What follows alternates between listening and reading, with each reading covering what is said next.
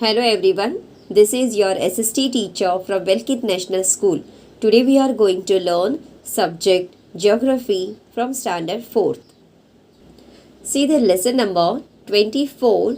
Are we endangering our environment? यहाँ पे question पूछ रहे हैं कि क्या हम लोग एनवायरनमेंट को डेंजर बना रहे हैं. Are we endangering our environment, हम लोग क्या अपने एनवायरनमेंट को नुकसान पहुंचा रहे हैं. ये क्वेश्चंस यहाँ पे पूछ रहे हैं. So see the picture here. Two pictures are here. 20 years ago, 20 साल पहले का पिक्चर है. और see this side is today. ये आज का पिक्चर है. कितना डिफरेंस है देखिए. 20 years ago क्या था, यहाँ पे खेत थी, पूरे हरी भरी थी, ट्री था. और उसी जगह पे 20 साल के बाद, दैट मीन्स आज के टाइम पे यहाँ पे देखिए बड़े बिल्डिंग्स है, बहुत रोड बन गए हैं. Very differences are there. 20 years ago, there were open fields around the city. Today, there are new colonies there. There was a big spreading tree near the railway gate. Different kinds of birds and insects lived happily in the tree. 20 साल पहले क्या था, यहाँ पे पूरा open field था, बड़े बड़े ट्रीज़ थे यहाँ पे. और ट्रीज़ के ऊपर जो बर्ड्स है, इंसेक्ट थे, वहाँ पे बर्ड्स वहाँ पे बैठते थे, बहुत हैप्पीली रहते थे, राइट. और उसकी वही उसी प्लेस में 20 साल के बाद, दैट मीन्स आज के टाइम पे यहाँ पे उसी जगह पे क्या हो गए, बड़े बड़े बिल्डिंग्स हो गए हैं. Where have those birds and insect gone today.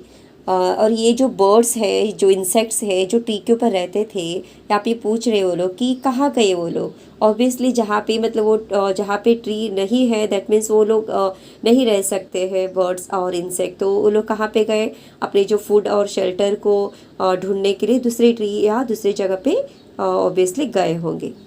Now next year, yes, 3 pictures are there. City, village and forest. What similarities do you find between a city, a village and a forest? आपको देखना है कि यहाँ पे तीनों picture में क्या similarities है, वो आपको फाइंड आउट करना है. What differences do you find between them? आपको क्या डिफरेंस लग रहा है. यहाँ पे see the picture in the city, यहाँ पे बहुत सारे लोग हैं, क्राउड है, यहाँ पे बड़े बड़े व्हीकल्स है, बड़े बिल्डिंग्स दिख रहे हैं, शॉप्स दिख रहे हैं, राइट. इन अ विलेज यहाँ no crowd is there. Peoples यहाँ पे कैसे हैं, कम दिख रहे हैं.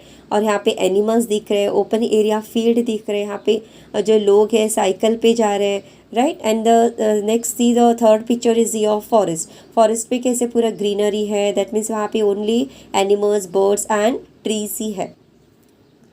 सो these are the differences between the 3 pictures.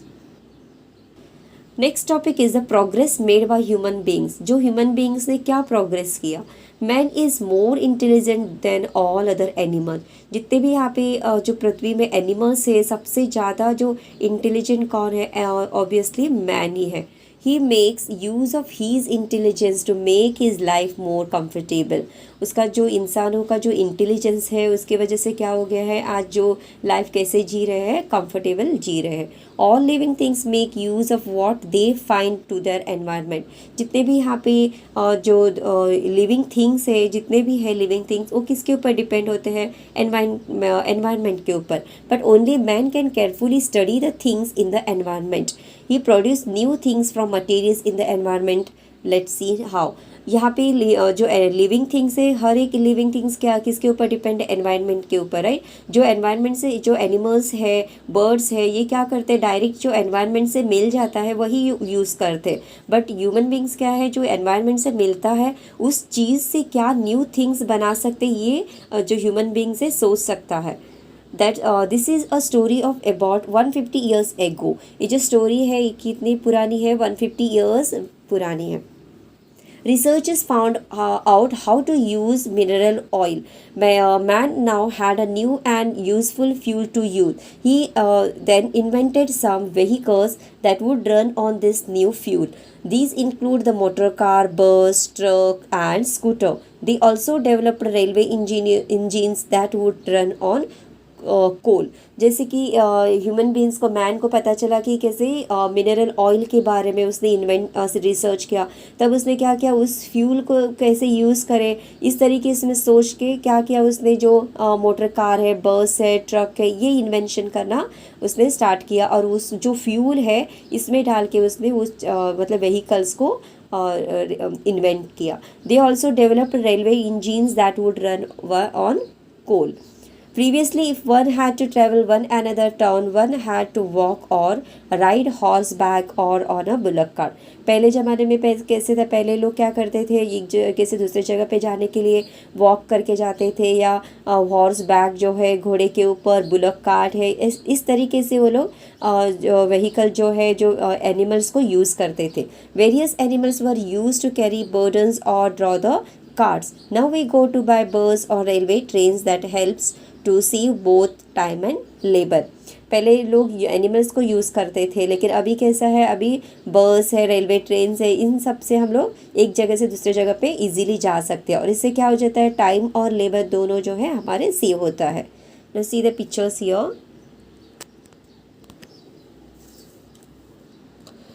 We take up various schemes to make our life easier and prosperous. We build dams to satisfy our need for water. We build roads and railways for transportation. Factories are set up to manufacture all the things we need. We build houses so that everyone can have a shelter of their own. जैसे कि यहाँ पे क्या कि हम लोगों ने क्या किया है, इंसानों ने, जो मैन ने अपनी जो लाइफ इजियर होने के लिए क्या किया, डैम्स को बिल्ड किया है, ताकि उसमें पानी मतलब स्टोर करके, dams to satisfy our need for water के लिए। We build roads and railways for transportation. Factory setup किया है, manufacture all the things we need, हमें जितने भी मतलब थिंग्स की ज़रूरत है उन सब की मैन्युफैक्चर किया है। We build houses so that everyone can have a shelter for their own. The things we need to do all this have to be obtained from the environment. We get from them from places like forests, farms, and mines. Water is used in the factories, and then the waste water is let into the rivers. All this has an effect on the environment. If the environment is harmed, it has harmful effects on all living things, and man is no exception. जैसे कि हम लोग factories, जो things हमारे जो everyday use के लिए हम लोग जो चाहिए थिंग्स, उसके लिए उस प्रोडक्ट होने के लिए क्या किया है मैन ने, इंडस्ट्रीज़ है, जो फैक्ट्रीज है बड़े बड़े, वो रेडी किया है, बिल्ड किया है। तो उसके लिए क्या लगता है, फैक्ट्रीज़ के लिए जो वाटर लगता है, और जो फैक्ट्री से जो गंदा जो वाटर होता है या कुछ केमिकल होता है, वो कहाँ पे जाता है, वो कहाँ पे फेंकते हैं, जो है वाटर में, मतलब रिवर्स में, और उसकी वजह से रिवर क्या हो जाती है, गंदी हो जाती है, मैली हो जाती है। और ये इफ़ेक्ट जो किसके ऊपर गिर जाता है, एनवायरनमेंट के ऊपर। अगर एनवायरनमेंट को हार्म होता है, दैट मीन्स वो किसको हार्म हो जाते हैं, ऑब्वियसली जो लिविंग थिंग्स है उनके ऊपर ये असर पड़ जाता है। Next is growth of population.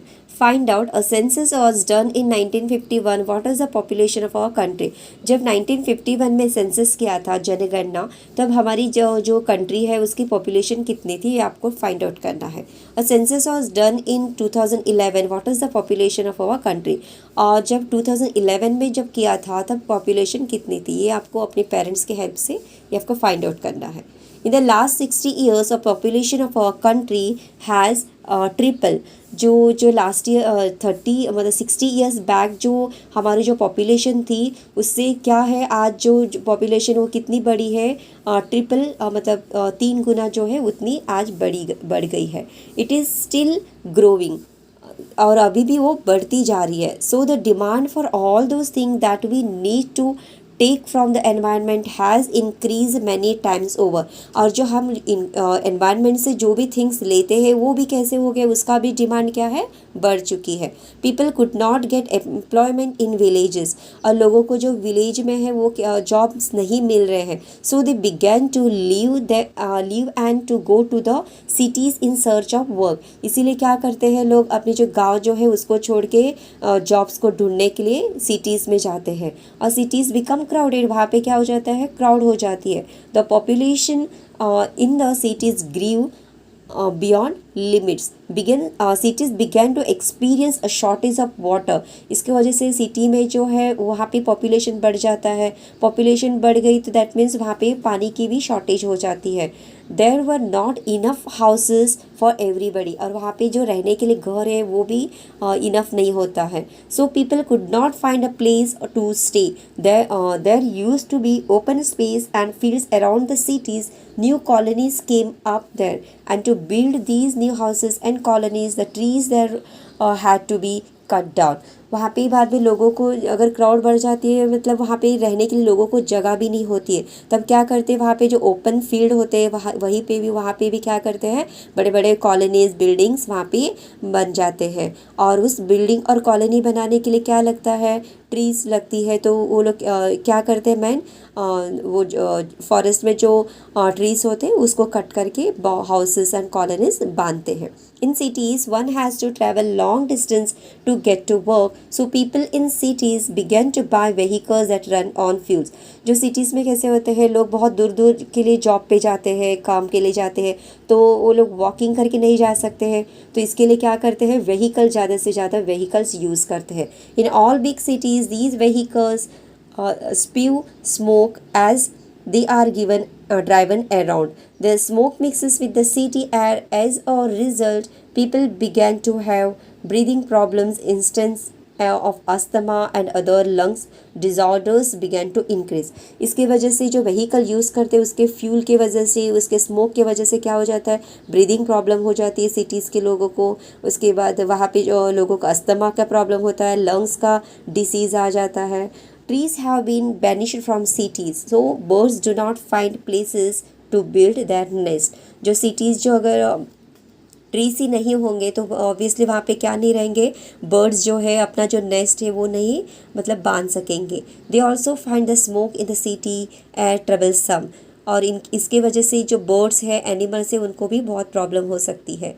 They are no longer sure of getting water then they are thirsty, so there are fewer and fewer birds in cities now.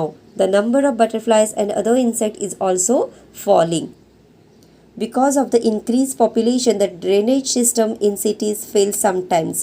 Then water collects in the midst of living areas. Mosquitoes grow in it. They spread disease like malaria, dengue, filaria, chikungunya।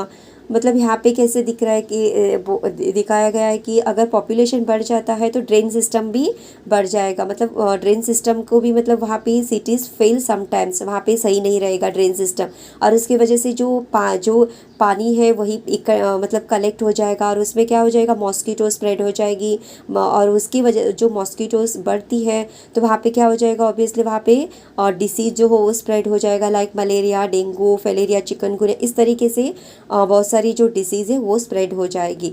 Do you see how the increase in the population spoils the life we lead in cities. इसीलिए मतलब यहाँ पे आप लोगों ने देखा कि किस तरीके से पॉपुलेशन अगर बढ़ता है तो हमारी जो लाइफ है सिटीज़ में कैसे स्पॉइल होती है। Next is ground water is drawing up. Water is an important need of all living things. जो वाटर है ये हम सब लिविंग थिंग जितने भी है उन सबको ये इम्पॉर्टेंट है water. We use water for keeping ourselves and houses clean, for cooking, farming, industry and construction. जो वाटर किसके लिए चाहिए, हमारे पीने के लिए, घर की cleanliness, cooking, farming, industry, construction, हर एक चीज़ के लिए हमें क्या चाहिए, वाटर की ज़रूरत पड़ती है। As the rainy season ends the water is rivers decreases. जैसे ही रेनी सीजन ख़त्म होता है, एंड होता है, तब क्या होता है, जो रिवर का पानी जो है कम हो जाता है। Water in wells to recedes, their water barely lasts up to the month of March the following year. Later in summer, many villages face a serious scarcity of water. ऐसे बहुत सारे villages है, वहाँ पे क्या होता है समर सीजन में बहुत ही मतलब पानी की बहुत ही कमी होती है. Do you know? People settle only where water is available from one source और द अदर. और पीपल जो है कहाँ पे रहते हैं मोस्टली, जहाँ पे पानी की अवेलेबिलिटी है, वहाँ पे पानी मिलता है, उसी जगह पे वो लोग सेटल होते हैं. यहाँ पे दो पिक्चर्स दिया गया है, dam and hand pump. The population keeps growing, the rainfall however remains the same. जैसे कि पॉपुलेशन तो बढ़ रही है लेकिन रेनफॉल जो है जैसे कि वैसे ही है, same. So there is a shortage of water. इसीलिए क्या होता है, पानी की कमी होती है. Much of rainwater flows away unused, so we began to build dams to store rainwater and use it later. जैसे बारिश में कैसे होते हैं, पानी जो अगर बहुत आता है तो वो ज़मीन के अंदर जाके वो वेस्ट होता है. इसीलिए मैन ने क्या किया, डैम्स बिल्ड किया ताकि उसमें क्या हो जाए, जो रेन वाटर है उसमें स्टोर हो सके और उसको हम लोग बाद में यूज़ कर सकते हैं जब पानी की स्कैरसिटी होती है. Some people began to use bore wells rather than draw wells and to use hand pumps to lift water. Then pumps and that worked mechanically on diesel or electricity were invented. Now the use of such pumps has become widespread. The population has so greatly increased that now every summer we face severe water scarcity. Another problem that the population growth caused was that of availability of food. जैसे population बढ़ती रहेगी पानी के साथ साथ क्या और scarcity होगी फूड का भी. The food produce in the country began to fall short of the needs of the growing population. जैसे पॉपुलेशन बढ़ता रहा है वैसे ही फूड का जो प्रोड्यूस है वो भी देश में क्या हो रहा है, शॉर्टेज हो रहा है. So our scientist developed improved methods of farming. इसीलिए जो हमारे साइंटिस्ट है उन्होंने क्या किया, जो फार्मिंग का जो क्या है वो जो मेथड्स है उसको इम्प्रूव किया है. Previously farmers would grow only one crop in the year. पहले कैसे थे फार्मर्स, एक साल में एक ही जो क्रॉप है वो उगाते थे, वो करते थे. Now they can take 2 or even 3 crops every year. As a result, food production increased, but so did the demand of water for agriculture. अभी कैसे फार्मर्स एक साल में कैसे करते हैं, 2 या 3 क्रॉप्स को उगाते हैं. इसी की वजह से क्या होता है, जहाँ पे फूड प्रोडक्शन इंक्रीज होता है दैट मीन्स वहाँ पे क्या डिमांड होती है, ज़्यादा पानी की. और इसीलिए क्या हो जाता है, पानी ज़्यादा वहाँ पे अगर चला जाता है, डिमांड होता है तो वहाँ यहाँ पे क्या हो जाता है कि मैन को कि पानी की थोड़ी सी स्कैरसिटी हो जाती है. Use your brain power. Previously water was needed for farming only during the rainy season. Now it is needed for 8 months in the year. Where 3 crops are taken, it is required all year around. It only rains during the rainy season. Then from where do we get the water for farming and for all our other needs? We experience a scarcity of water soon after the rains. Then from where do we get water for the fields in summer and the winter? Rainwater that has seeped into the soil can be used in this situation. Water found in wells and bore wells is nothing but rainwater that has seeped into the ground. Let us learn about some traditional methods of drawing method from wells.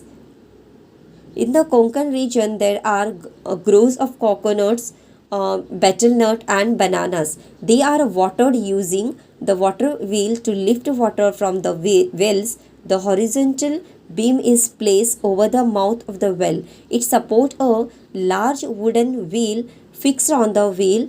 When the wheel turns, the chain of pots turns with it. One by one, they dip into the water in the well and get filled as they come up. As the wheel turns, each pot turns over and the water gets poured into a channel. From there, it is taken in the groves. The water wheel is turned with the help of a bullock or a male buffalo. Such water wheels or rahat gadge are still in use in some places in the Konkan region. See the picture here, rahat gadge and mott. In other parts of Maharashtra, a mott was in use for lifting well water. A mott is a large leather bag. It is lowered into the water at the end of a rope. When it is full, it is lifted out of the well. The water is used for the field. Bullock moves to and fro on a ramp to help lower the bag and lift it. The mud is used is a very few places now. Nowadays, fields are watered using diesel or electric pumps. These mechanic pumps can lift many times more water than the mods ever could. Besides, because more than one crop is taken every year, the pumps are used to lift water even after the rainy season. As a result, the water stored underground is getting used up rapidly. जैसे यहाँ पे पूछा था, एक question पूछा था कि मतलब रेनी सीज़न में तो हमें पानी मिल ही जाता है, लेकिन जो क्रॉप्स है रेनी सीज़न के बाद भी विंटर सीज़न या में वे बनता है, वो किस पानी से, जो किस पानी से मतलब यूज़ होता है एग्रीकल्चर में या खेती में, जो स्टोर करते हैं हम लोग वेल में या जो डैम्स में, उस वही पानी जो है क्या हो जाता है जो विंटर सीज़न में या स्कैरसिटी हो जाता है फार्मिंग के लिए पानी, वो पानी जो है यूज़ करते वहाँ पे। और आजकल तो कैसे हो गए हैं, पम्प्स है, इलेक्ट्रिकल पम्प्स होते हैं, उसी से मैकेनिकल पम्प्स होते हैं जो उसी से जो फील्ड में पानी के लिए यूज़ करते हैं। सो इसीलिए हमें जब while taking things we need from the environment, जब भी हम लोग एनवायरनमेंट से कुछ लेते हैं, we must take care not to harm the environment. तो हमें ये ध्यान में रखना चाहिए कि हमारी वजह से एनवायरनमेंट को नुकसान ना हो जाए। Now what we have learned, vehicles like motor cars, buses and scooters and run on mineral oil were invented. So too were railway trains. It made traveling easier. We build dams, roads and railways. We set up factories and build houses.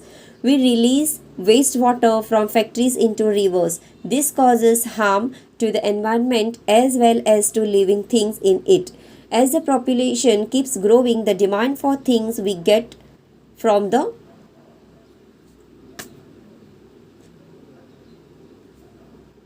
environment also grows in leaps and bounds. Cities become crowded as people left their villages in search for work.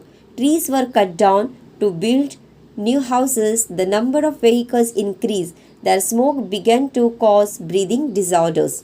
As trees are felled, birds do not find nesting places. There is smoke too. As a result, the numbers of birds, butterflies, and other insects in cities are falling.